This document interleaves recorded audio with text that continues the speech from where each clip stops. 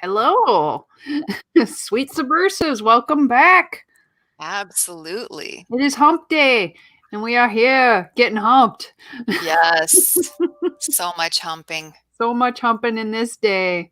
Oh my lord, what a day it has been. Oh, I just realized my mail's still on. I have to turn it off or it's going to keep making noises at me all day. And I'm Yeah, I'm that so would not be sorry. good. I know, because people want to send me email when I'm doing a show. Why? Why? There we go.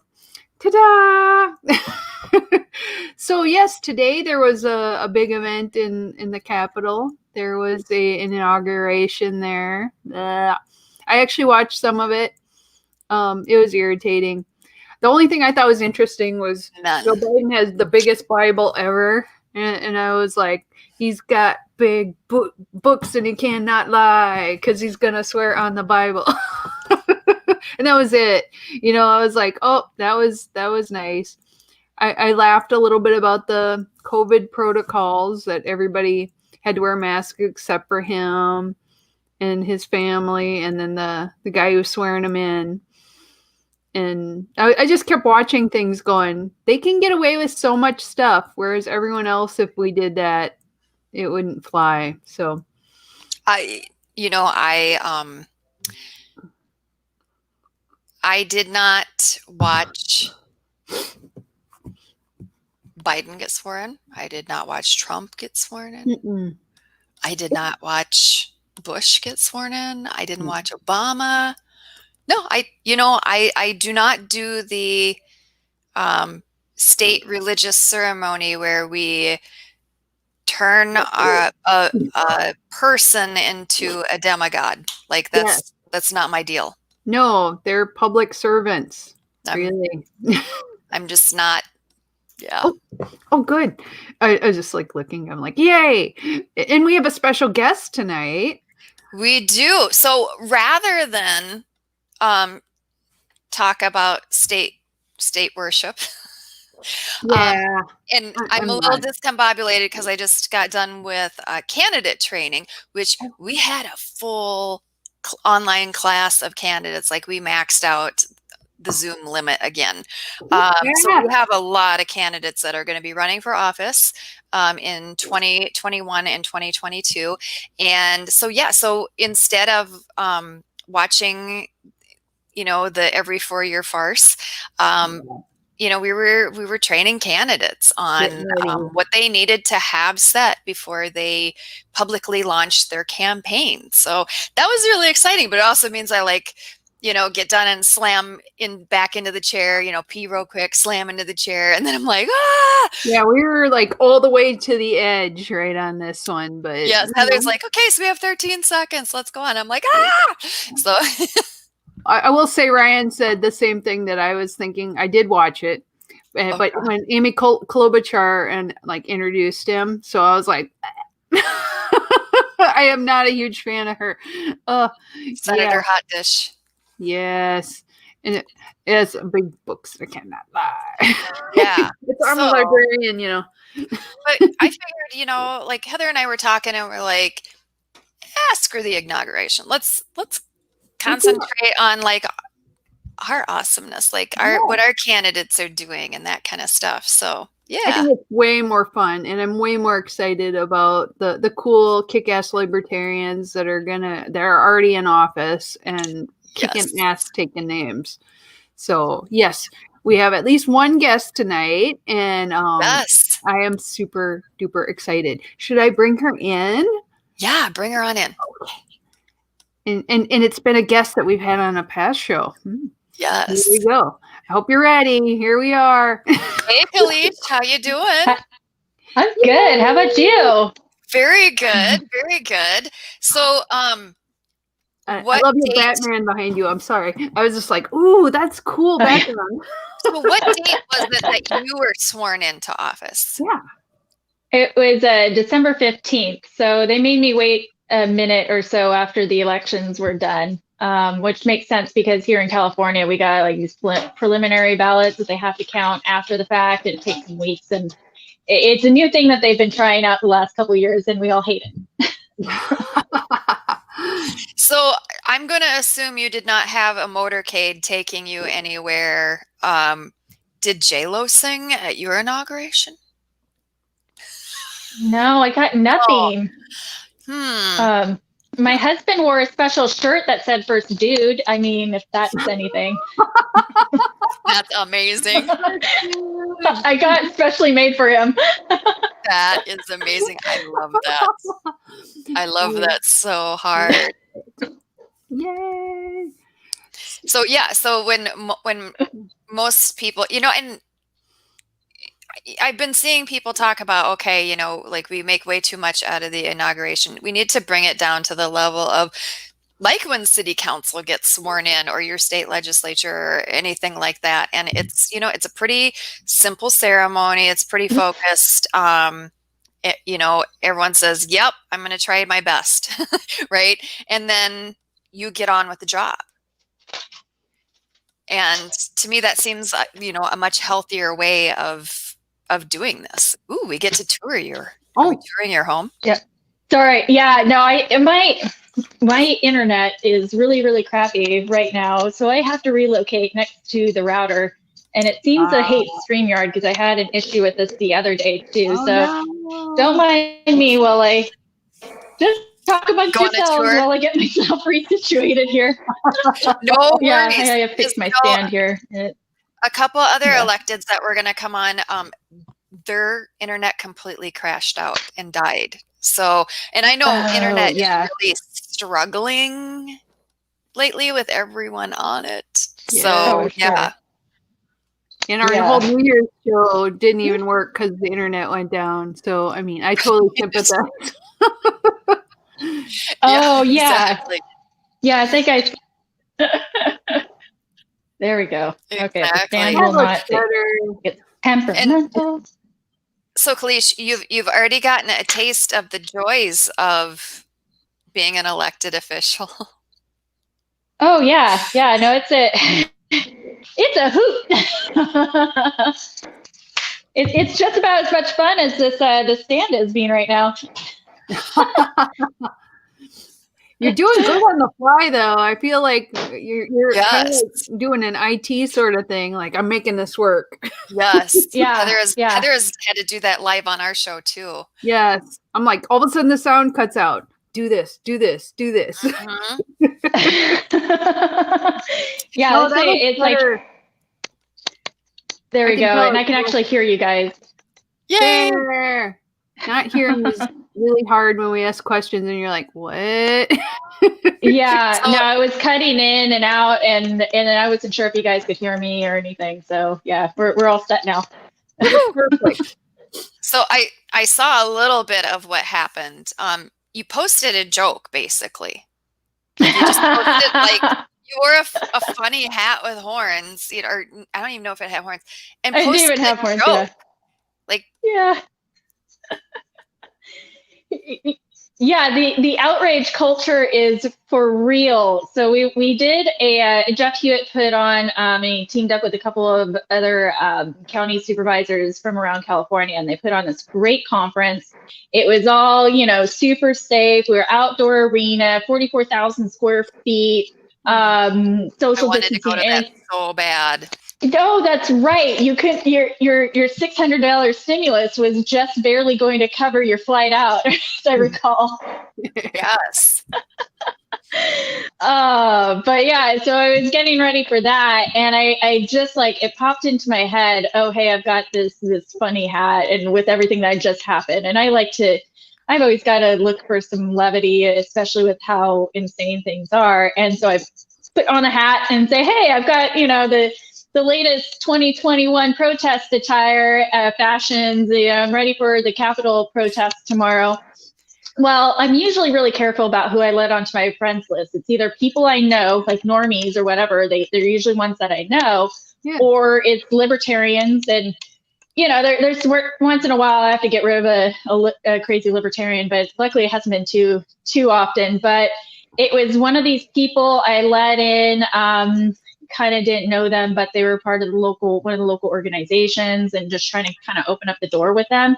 And I could tell right off the bat, just based on who it was getting circulated around to, that oh, it was this person that took the screenshot. And then they just wanted to create this whole context, took it out of context. And it was no wonder that they were really perturbed. They couldn't figure out my hashtag, which was laugh so you don't cry. They're like, I don't get it. I don't get it. Well, it's because it's not fitting your narrative. It's a joke. And you guys don't understand it. So yeah, they thought they were going to try to roast me. It was all like all of 2 or 3 people. They were getting a couple people riled up, but it went away pretty quickly. They were trying to get other people to buy into it, and others were just like, I can tell. I'm pretty sure that you guys are confusing satire with reality. Yeah. So it didn't get much traction, and they laid off since. Yeah. It's one of those times where you're like, it's a joke, not a dick. Don't take it so hard. Ooh. And see, and this is what I love about, like, when I'm like, should I or shouldn't I say this? And I'm like, Tara would say it. I'm okay. Yeah. No, I'm the cautionary tale, not the role model. Let's be clear. In between is probably the right thing to do, but yes. But I had somebody come on. They want to do like be I can't remember what it was.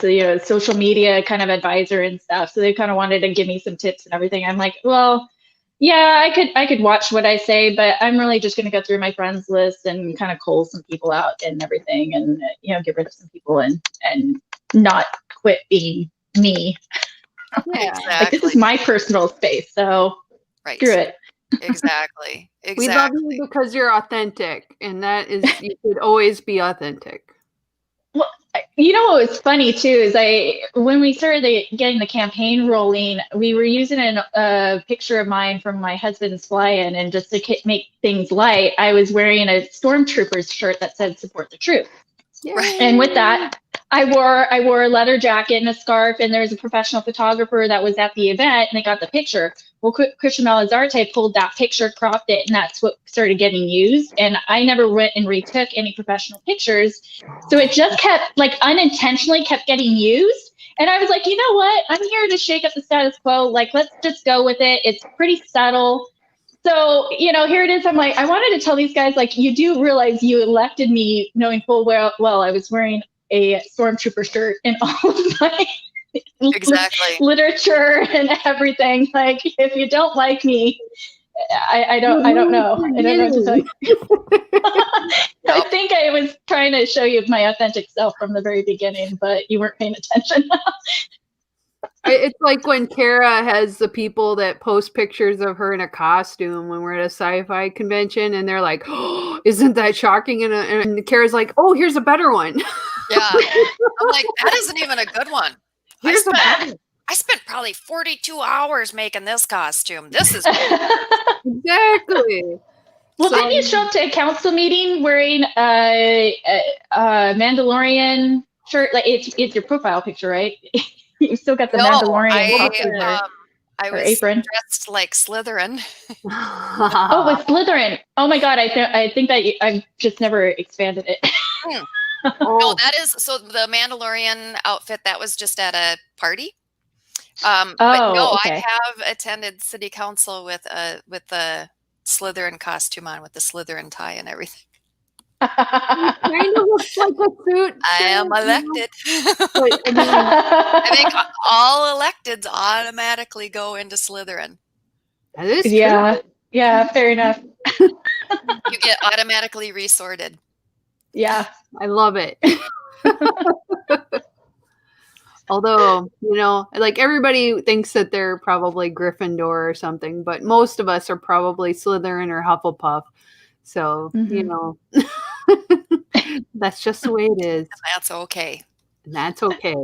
I want to have all my friends be Hufflepuffs because they usually bring cookies and stuff. So, okay. So what do you have coming up on city council? What does your schedule look like? And do you have any initiatives you're going to be putting forward or anything you're looking to do? Yeah, I just sat down with our city manager today just to, go over some things for weekly meetings. But for my very first, when I first got sworn in, I was able to get unanimous consent from the rest of the council to agendize proclaiming all businesses essential. And I was really excited that I got the backing from everybody. It wasn't done in time for last night's meeting, but just talking to the city manager today, he's planning on getting it on the agenda for the next one, because obviously we need to do this now, not in October, So, I think that'll be a big deal. I've already gotten a couple hate messages from people, and just in general, libertarians are gonna ruin the world because you want to leave everybody alone. It was something ridiculous, and you're not a doctor, and I just deleted it. But so I'm sure that we're going to get some hate from some people, but I think that we're going to get a lot more love from people too. And it really is just a ceremonial thing. Just basically telling our businesses hey, we hear you. We know that you're going through a hard time. We know that your employees are going through a hard time. Not everybody's getting unemployment, or if they are getting unemployment, it's nowhere near what they would normally make, and so they're struggling. And they're going to get hit with taxes on it. Yep.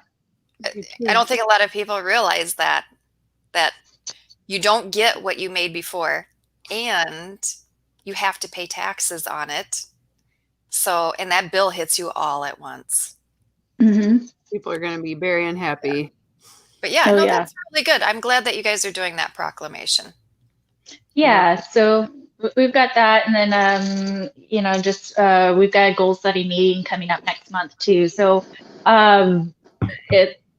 hopefully what we can do, and some people were excited about the discussion of doing some deferred payment or in tax rebate options for new businesses. So rather than giving them all the startup costs right up front, we can defer it to later time so that they have the actual time to generate the revenue and pay it back. I know a couple of their cities around here have done that, and it's been really good. And they really didn't have to cut their fees, which the bureaucrats love. But right.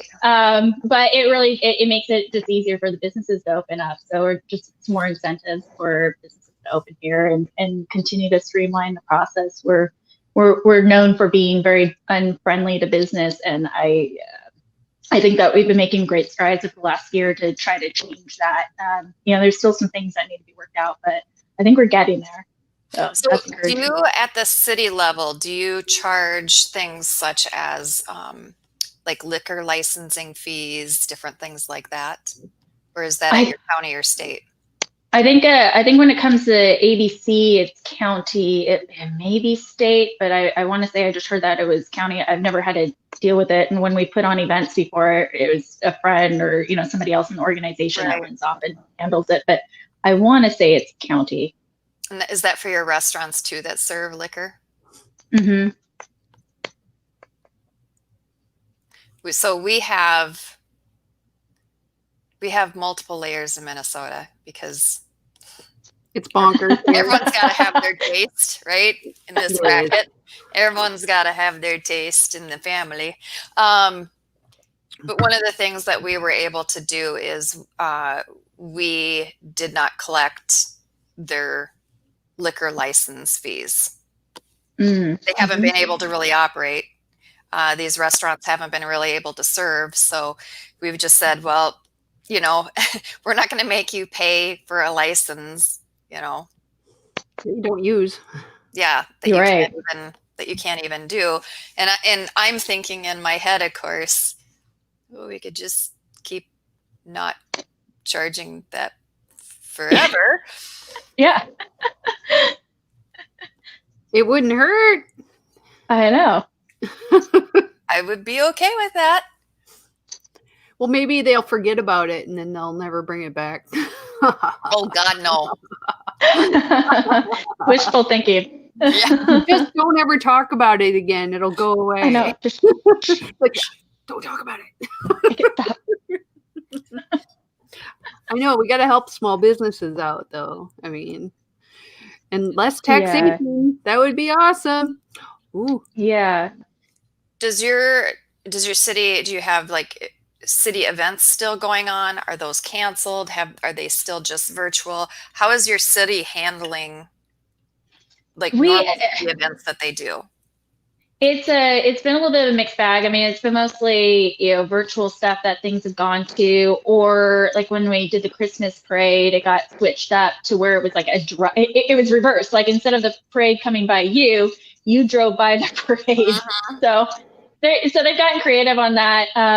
We did our farmers market, but they called it only the essentials. And so instead of doing like all the like all of these vendors and the beer garden and the music that we would normally do, it just set up for the farmers market. People can go out there, grab their veggies and everything, and it still supported the local farmers, because right here in the Central Valley, like we feed the world and stuff. So it was nice to still have that. Obviously things locked down again, before Christmas and stuff, but so that made it a little bit difficult, but I'm happy to see that there's some people resisting, and I've been going to some speakeasy restaurants here in town.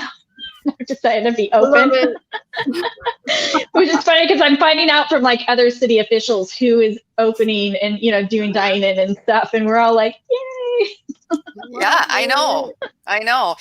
You start to find like, who are your people within, right? Yeah, for sure. And we're in like one of the more conservative areas. So I'm really grateful for multiple reasons that I'm not in LA or something where they're really bad. But, I think that, again, going back to that whole, like, naming all businesses essential, we end up getting a lot more love than we would hate on that. But so it's just not as crazy as some of the other cities. Heather and I are behind the Iron Curtain. So yeah, Minnesota is about the worst. I'd say you guys are pretty close, though. Yeah, I thought that we were the worst, but then I see your guys' updates, and I'm like, ugh, yeah. Right, I know. That's the entire rest of the country sees what Minnesota is doing, and they go, ugh. Yet in Minnesota, people are like, it's not locked down tight enough. You all are crazy. Yeah. You and your Target shopping. I'm like, I need groceries. I need groceries. And they're like, you're part of the problem. I'm like, what? Yeah, you're the problem. I kid you not. I watched one guy. He was so excited because for the first time in months, he went to a sports bar and watched a game. And there was like almost no one at the sports bar because we're very low on the number of people you can have. And his friends just drug him, did the whole, maybe you should talk to nurses about the people they're watching dying, and then you won't think a football game is worth it. I mean, it was awful. Yeah. They're hardcore here. What I love about like our community and our what we've built up in our social media community is at least the admonishments are few and far between when it comes to that stuff, because I think that they also know, like, come at me, bro. Like, do what you want. You can say all you want, but it's not going to get you anywhere. And I think that they know how to pick their battles. And once in a while, they'll get triggered, and they might actually step into the pit and get. We should bring Donna on. Yeah, Donna on as well. Yes. Okay, we have another newly elected joining us. Hi, Donna. How are you? I'm doing well. I wanted to stop in and say that Michigan is way worse. I know it is. There could not. I know it's up there though, but I don't know. No, because your court has struck some of your stuff down, and our court is just like more. Oh my God, it's terrible. And our governor has a second home in my county, and she's at the inauguration today. Well, we can't go dine in. She's flying out. She's at a big party. I'm just livid. So. Donna, tell people who you are and what elected office you serve in. Sure. My name's Donna Gundel-Krieg, and I was just elected to be a trustee in a small northern Michigan rural township called Mansalona. It's a resort area. And I've had 3 meetings so far, and I saw that you were looking for people who had opportunities for impact, and I cannot believe the impact fact that I've had the opportunity for. So tell us a little bit, because Kalisha was telling us a little bit about what she's able to do, and she's pretty excited about the proclamation coming up. And it's symbolic, but it's important, and those things are important. So what have you been up to, Donna? Right. Well, I run a county group that's separate from my trustee position, but that's sort of connected because we have a proclamation up first thing in the morning. And our local area, the county next door approved one today after a 3.5-hour meeting, public comment. So all it is, you know, they won't enforce it, but the health department will still enforce it. So it doesn't really matter. It's symbolic though. And I'm part of that, but, just the very first thing I found was we have ordinances in our township, which I didn't think we have because we have no zoning. We're a very rural area. People keep to themselves. There's a lot of libertarian-minded people. But they didn't want to put the ordinances on the website. And it sounds like a small thing, but I had so much resistance that I was determined. Why do we have 19 ordinances and it took you 3 weeks to get me a copy of these? And he said, well, nobody's asked me for them in 12 years. I said, why do we even have them? Yeah. And so he told me to take it to a board vote, and I actually won 4-1. The clerk, yeah, it's the same clerk that messed up the Mansalona, the whole Antrim County thing with the Dominion software. That's my county. I was on that ballot. We still have lawsuits. So the clerk that sits next to me on the board is the original person who left somebody off the ballot. And I mean, God, I'm like right there for all this stuff, and I'm managing this county page. And so we're in the middle of and this is really Trump's area.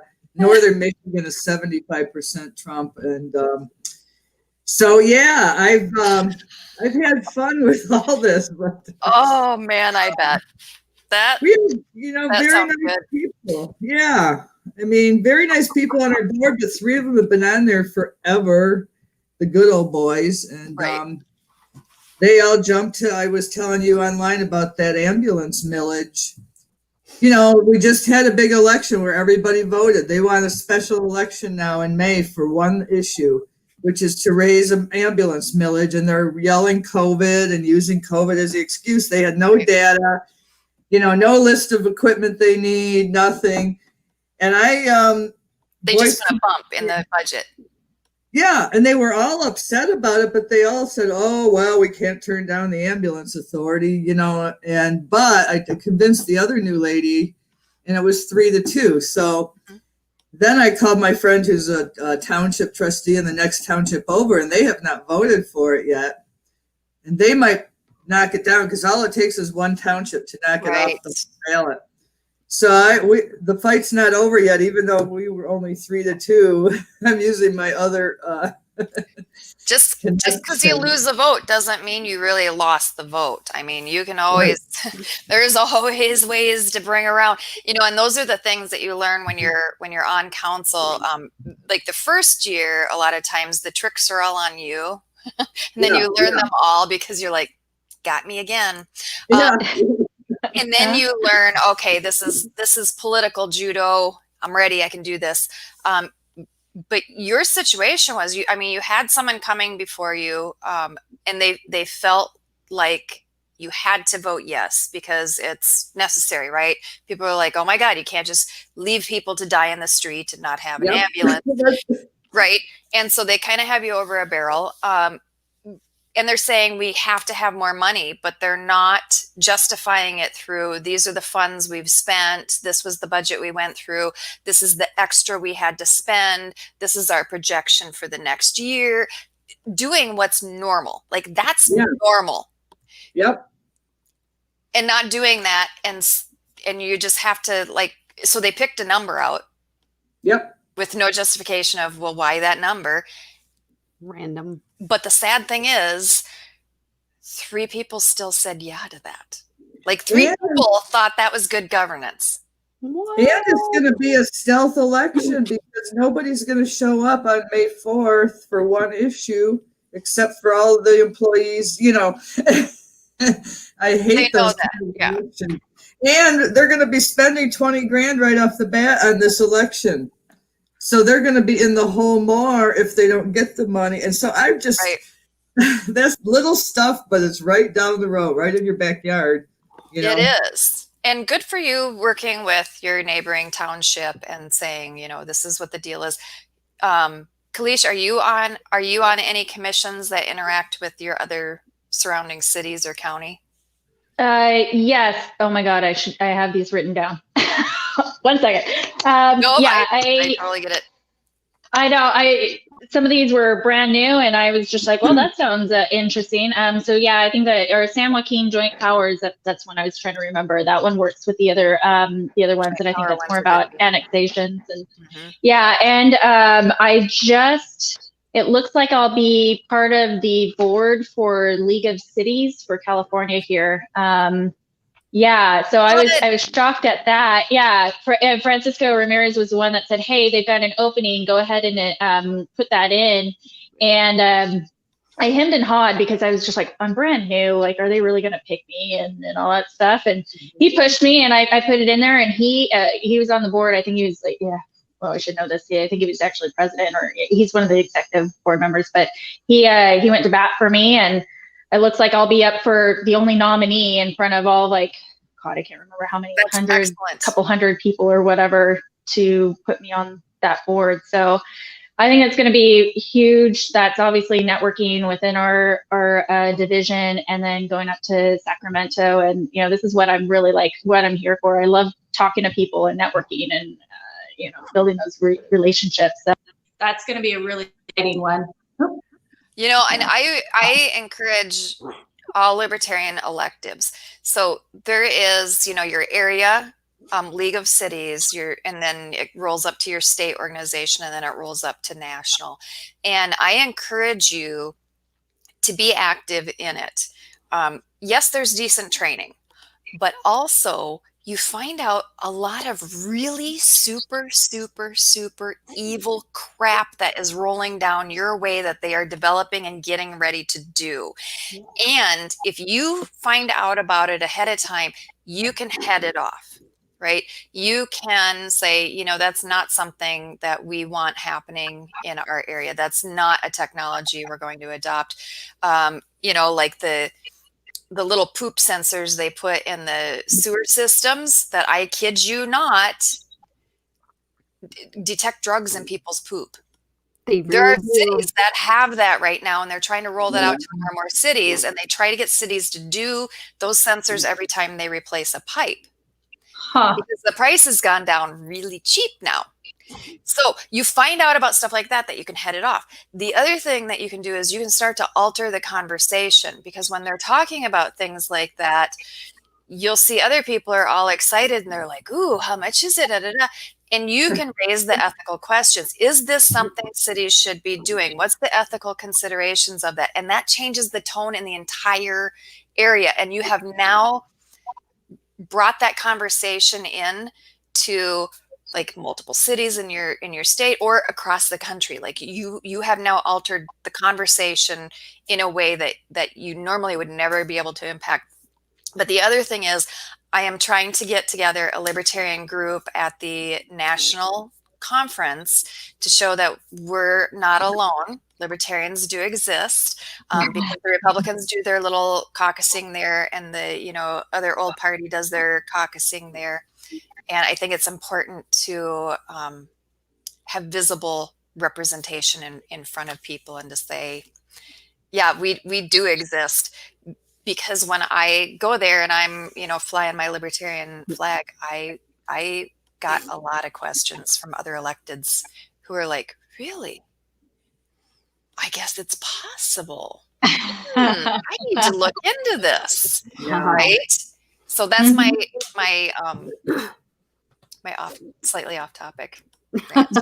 I think it's all good stuff. And like you're saying, you're going through your first year or two, and you're learning your judo moves and stuff. So, and I think that was my other thing. Like, maybe I should wait a little bit. But Francisco was just like, no, you do it. You can do it. I'm like, all right. Luckily I've been kind of in the mix for a little while. This will obviously like ramp it up quite a bit. But yeah, so I'm excited to do that. And in fact, it was kind of fun, and I felt honored too, where it was right after the election. I got a message from one of our state senators' office, our local state senators, her office, and was just like, "Hey, just wanting to make sure this is Kalisha's cell phone," and it's just she told me basically when she saw that I won, she passed my article along to the senator, and she read it and looked at her and said, "I need her number," and I'm like, "Oh." Yeah. I'd met her once before, but we never, we talked about maybe grabbing some coffee and stuff. But so, yeah, something about it stuck up. But it's about, building those relationships and building those networks. And that's what we need to be doing with the party. We get stuck in our echo chamber. And I think again, like networking at your local level, helping get into office, and then obviously it opens up all these other doors. And now we're the libertarian in the room that everybody wants to talk to, because it's just like, wait, you exist, you're not this mystical unicorn after all. Well, we are. We are all unicorns. So Donna, are you on any other county commissions or any other intercity commissions? Well, I'm a real estate broker, so I'm really active in chambers and stuff like that. So I get my politics out in the real estate world. In fact, I attended a 3-day training put on by the real estate board that was basically the Republican Party's trainer. So I went and took advantage of that. So, but I have already been drafted on committees. Like, these 3 men have been doing this forever. They don't want to be on committees. So every time a committee comes up, and right now I'm on right now, we have legal recreational marijuana, and our town previously has an ordinance that's saying no. Oh. But now we have people who can't grow it. It's all changing. So they need us to now say yes. And they've already invested hundreds of thousands in their house, their grow operation. Right. And it wasn't legal for them. And so anyway, of course, these men are like, oh, no, we can't change it, but I went to and one of my investors is trying to get the retail in the village because we're trying to improve downtown, and that would fill in some of those storefronts. And so I'm sort of playing them off each other a little bit because, they're both a little hesitant, but I'll go to the village meeting and tell them the township's doing this. And then I'll go to the township meeting and say, the village is doing this. And it's really sort of working because, and then I found that you were talking earlier before I got on about like-minded people. You find out who your people are. The new treasurer and the old treasurer. The old treasurer goes to my church, and I step in to see her. She did that job for like 20 years. Oh, wow. So she knows all the people, all the ins and outs. But the new lady is Libertarian, I'm pretty sure, because her and I are now doing the marijuana committee. So the two of us have to get one more person. We have to present a proposed ordinance. I mean, I've only been doing this for like a month, and I've already, What you do is when you're talking about this ordinance, it's an economic revitalization. Yes. That is what is selling, because our downtown is shabby. And that's what you call it, and say, we're talking about our economic revitalization plan and blah, blah, blah. And so we're updating this ordinance so that we can have our economic revitalization plan go forward and blah, blah, blah, blah, blah. So one of the things that you learn is you learn the name game. There you go.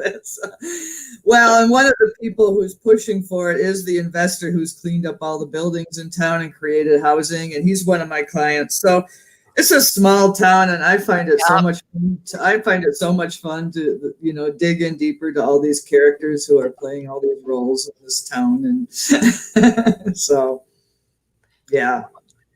it sounds like both of you ladies are having a huge impact already in your communities. I feel like it. I like to think so. I mean, I can't wait until so do you have, I know you have things that you're learning because you're just learning right now, but do you have things on your wish list for later on in your term, like you're building up to it, something that you would like to see, like by the time the next election for you, re-election rolls around, what would you like to be able to say, I got this accomplished? I know I put you on the spot, didn't I? A lot about long-term. My priorities sort of conflict as a realtor because there's blight in our town, and enforcing the blight ordinance.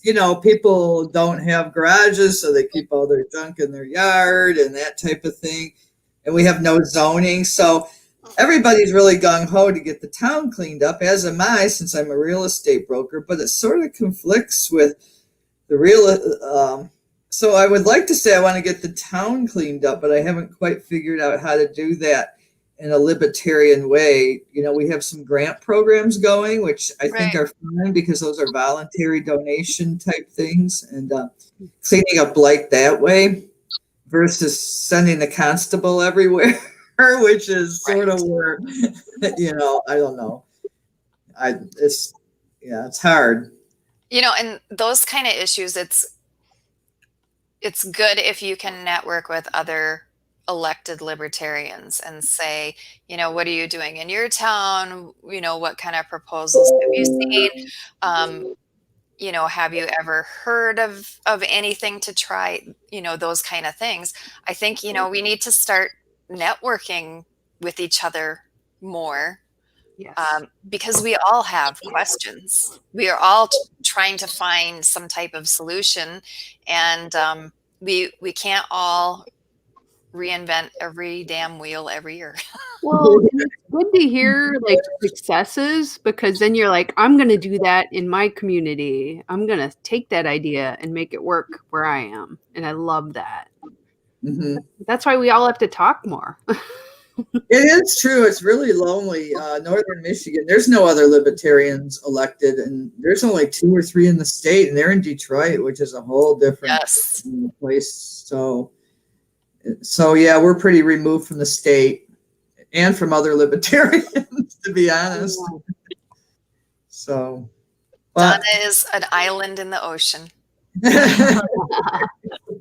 But I'm surprised at how many people, because we have straight ticket voting in our town, and I went door to door, and I met a lot of libertarian-minded people, and a lot of them did not vote straight ticket, or I would not have gotten elected if they had continued to. So a lot of people have been asking questions about the party since I've been here, and I've been putting stuff out there. So unfortunately, Facebook cuts us off right at the time, because I was doing a lot of paid ads that were just, you put $10 at something, you can reach so many people, and they're not doing any political ads. And I don't know when they're going to stop that, I know. So, and have either of you had your accounts restricted yet? Well, our Northern Michigan page has been restricted. I keep all my politics off my personal page as much as possible. But our page, I don't know why. It's the same as everybody else's story. One day they just told me, 5 people see my posts now, even though we had a really active page. Yeah. And that was right before, right when you're trying to get everything going. I know. I've been writing articles for the state newsletter on how to get elected, and I can't get them out there. Yeah.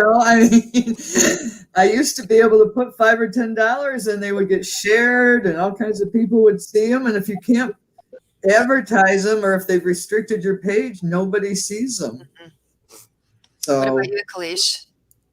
Luckily, we've skirted by, and then I made sure on my personal page that I didn't get too crazy with. I really didn't post that much on my personal page because I saw how everybody was getting zapped, and I'm like, I can't afford to have because it's linked to your business page or your political page. So I behaved myself. So I didn't get into any trouble with that. So that was good.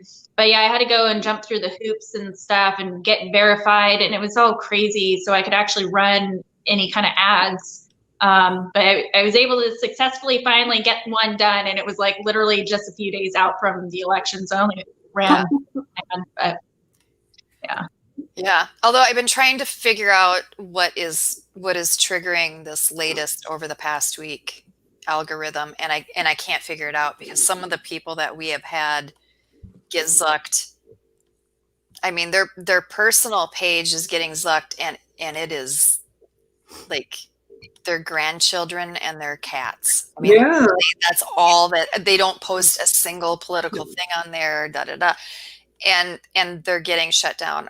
We're having candidates. We have quite a few candidates that they're getting shut down, which you guys know how crucial it is when you are starting to try to ramp up to be able to communicate your message and network and, start to fundraise and get volunteers and all that kind of stuff. And they can't even message. I mean, it's just, it's been awful. Before all this, I had a Libertarian candidate page, and I had fraud related to my credit card on Facebook. And they took over control of my candidate page, and it's still out there, but I cannot access it. Oh. So it's so frustrating. It happened the week before the election. And people were telling me that I private messaged you and you never got. So I wonder how many messages are there. I can't let people know that. And I was going to turn that into my citizen discussion page because I had built it up. And it's out there. And when you're locked out, you can't even delete it. Like you can't even delete it to start over. You just frozen. It's just frozen. Yeah, and they don't even respond anymore. They used to, because I spend a lot of money for real estate. I spend a ton of money on Facebook for my real estate ads. They used to respond, realizing that I'm a customer. They don't care anymore. They don't even respond.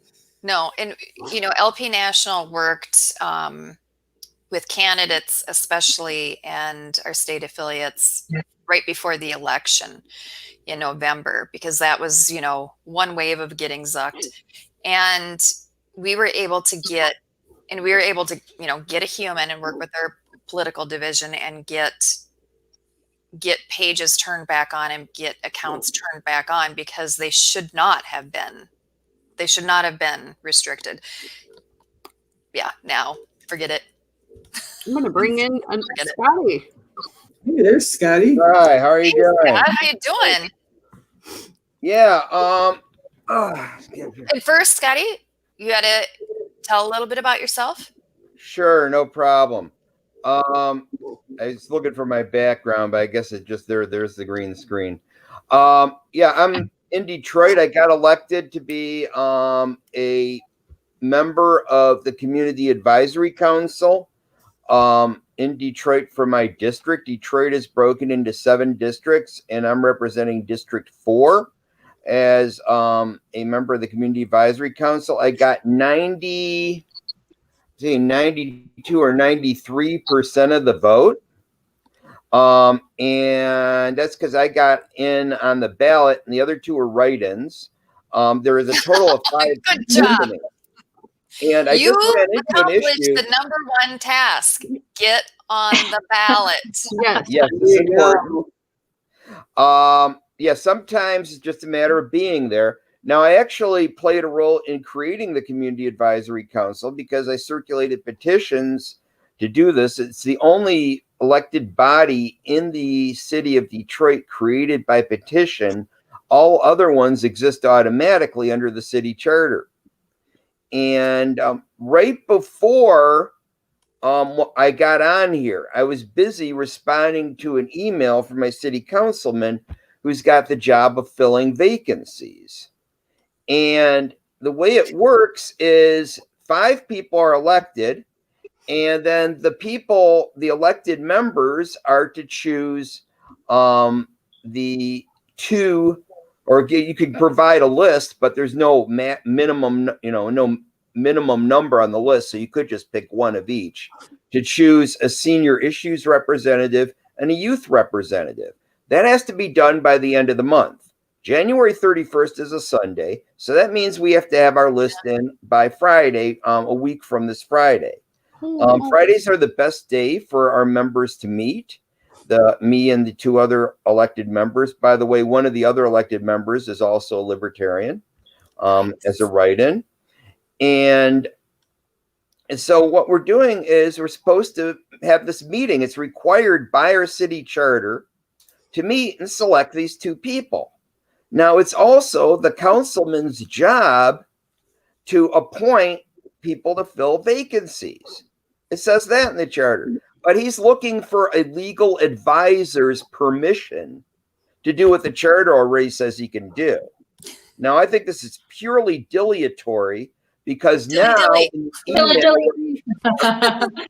I'm trying to hurry him up. I'm sending him an email telling him, look, you need to appoint these two people because I'd like to have all 5 people on there when we pick someone. Otherwise, there'll just be 3 of us picking someone. Right. Well, he replies that, by the way, I'm advised that you should postpone your meeting because of a lack of a quorum. Now, there's only 3 elected members. Our city charter says a quorum is a majority of members. There are only 3 members. 100% is a majority. I'm pretty sure. Last I checked. But if you look at our city municipal code, which is subordinate to the charter, just like federal law is supposed to be subordinate to the U.S. Constitution, our municipal code is subordinate to the charter, and it says a quorum is 4 people. So 133% of the members is a quorum. So obviously the city code is void because the charter is above it, right? True. But why wouldn't our councilman, why is he dragging his feet on appointing people? Well, now I think I got the answer in the email that I was just reading before I got on this show. The reason he hasn't appointed the 2 people is he wants to invoke the 4-person quorum requirement and thereby prevent us from existing. No, I thought he was helping you. I thought he was helping. I thought he was too. He signed our petition, but think about it. If I think we he's have helping to, himself. if he's going to get some legal guy, I mean, it could be his buddy. I mean, who knows what? Some person who has a law degree, some member of this of some conspiracy group, the bar, to go ahead and say, hey, guess what? We don't care about your charter. Kind of like a federal lawyer. We don't care about the Constitution. This federal law says this, right? It's like we don't care about the charter. So we're just going to say this quorum rule, 4 persons, since you don't have 4 people, and since we're not going to let him appoint anybody because he's asking us for permission to do his charter mandated job. Since he's not going to appoint people, you don't have 4 people to choose the 2 appointed people, right? Oh my God. God. The 2 appointed people, then, and he can't appoint 2 people, then you're stuck with only 3 members. And since the city code says that you don't have a quorum without 4 members, you're inactive. So that's what we call politricks. I like that. Yeah, so I want to, and hopefully the other 2 members will be on board with me. I'm just going to go ahead and have the meeting anyway. And we're going to force the issue. And if anyone's going to cry foul, I'll cry foul that it is our city councilman who is supposed to be working with us, that he's in violation of the charter, and the council people have to realize that the municipal code they wrote calling a quorum 4 people is in violation of the charter if it's more than the number of members, more than half the number of members actually, of the group. Those are some of the fun little exercises you get to do when you're in elected office. And I'm wondering if any of this would be happening if I wasn't a libertarian. Never know. There's always shenanigans, though. They play those tricks on each other all the time. Yeah. Yeah. I agree. Some people just enjoy doing that stuff. Like that's why they're in office, is they find that enjoyable. Not my thing. Yeah, I know. Well, we are at our last 5 minutes, And so our last 5 minutes, what we usually do on this show is we do our one awesome thing. And that is where, if you're watching, you can type in the chat your one awesome thing that happened this week that you want to share with other people. It can be a small thing, could be a big thing, just something that was awesome in your life that happened this week. And then we share it as well. And it's kind of a nice way to end the show. We all get to kind of have that like uplifting with each other, because some weeks you need it a little more than others. So if you want to type in, or any of you want to jump in with some awesome thing that happened to you this week. And I'm going to share really quick, Kara, the screen of all the electeds that we have a list of. And I'm just going to put it on the screen real quick while we think. And everyone, if they want to type, that's a great time to do it. Let's see. There we go. More electeds. Good job. Oops. There we go. Yay! You're all there. So pause it. Yay! Love it. Congratulations, guys. I don't see Greg Creswell on there. That's a pretty good one. This one? Greg Creswell? I'm looking for him. He's at on the first line on the. Oh, I do Second see to him. the Second to bottom. the bottom, above Jacob Collins. Okay. Yeah. I think everybody except I don't see Kara on here, but she made the list. Yes, So yes, not newly. I'm not newly elected. You're reoccurring. Yes, So, I'm a reoccurring character in this melodrama. Yes, you are. Okay, so I'm done sharing. So you can pause it on the video later if you want to like stare and read it all. I know sometimes people are like, I'm trying to read the whole thing. I'm like, So my awesome thing was I got to go hang out with my sister and family and all that kind of stuff for my sister's birthday, and that was pretty damn nice. I was pretty happy about that. Definitely don't take it for granted. So no, I know. I miss seeing my family. That's so good when you get to. It is really nice. Mine is stupid, but I got like a green pan, because Kara was showing me hers. It's not stupid. It's awesome. It is so awesome because we were talking about how the toxic gases leak out of the nonstick stuff. And so I'm like, well, I'm going to be like Kara and I'm buying a pan. So I ordered it. It should be coming tomorrow. You will love your green pan. I am so excited. It's all non-toxic love for you. I know I'm going to be so healthy forever. You will live to 120 and it's going to be good. You'll be able to cook tomatoes with full confidence that you are not dying. I would like to not die from cooking tomatoes. I agree with this. Well, I don't see anybody writing anything, so I wrote something.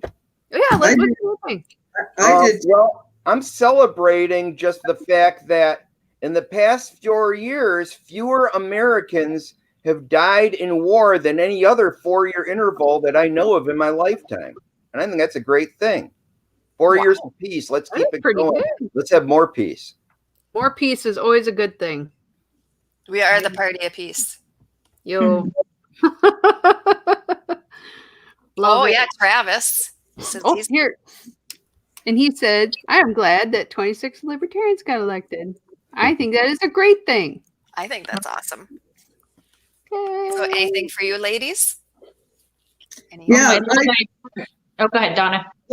No, I was just going to say I sold a house this week, and it's very unusual in the winter in Michigan, and it was very difficult to sell house. So that was my week. It made my week. Nice. Oh. I thought it fit in better. I don't know. There you go. I'm being really it was like one of those librarian things where it's like they shake their hair out, take off the glasses, and like, do the sex hair. I'm like, oh, that was awesome. Oh, what about you, Kalish? Well, my little guy turned 10 on Friday, so we made a whole weekend out of it. So we were able to take him to a couple places that are refusing to lock down. We went and played on a trampoline park one day, and then the next day we friends of ours discovered like this snow camp thing. So we went up there and did some tubing and did ice skating, and they threw hatchets and all that stuff. So it was a good time. So that was our good thing. That's awesome. Oh, And Dixie had something.